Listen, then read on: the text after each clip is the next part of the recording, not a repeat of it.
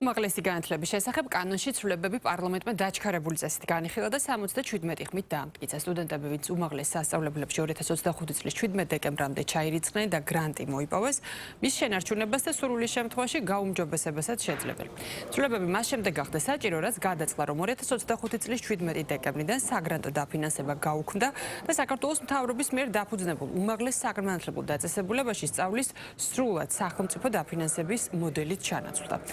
ზუსტად რომ 2025 წლის 17 დეკემბრამდე ჩარიცხულ სტუდენტებს გარდამავალ პერიოდში 30-31 სასწავლო წლის ჩათვლით შეუნარჩუნდებათ არა მხოლოდ უკვე მოპოვებული დაფინანსება, არამედ მიეცემათ მას მისი მოპოვების და გაუმჯობესების მეორე შესაძლებლობა.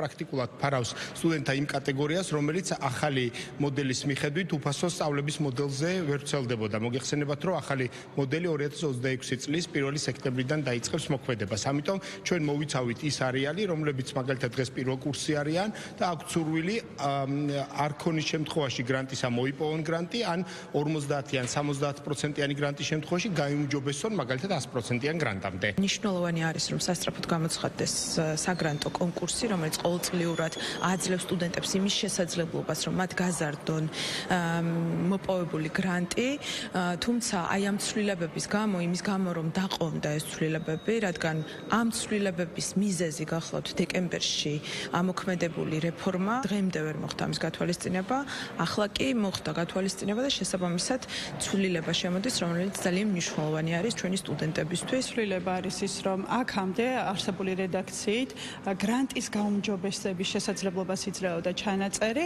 მაგრამ არსებული ცვლილებით გრანტის დამატების შესაძლებლობას იძლევა, ანუ ნულოვანი გრანტი ვინც აიღო, იმის შესაძლებლობა აქვს, რომ ეროვნული გამოცდა ჩააბაროს და მიიღოს გრანტი. ჩვენ ვიცით, რომ ახალი რეფორმის ფარგლებში უმაღლესი განათლების მიღება არის სრულიად უფასო, თუმცა არსებულ სტუდენტებს, ვისაც ჩაბარებული აქვთ, მათი საგრანტო მიღებული გრანტის გაუმჯობესება ან ახალი გრანტის მიღების შესაძლებლობას იძლევა.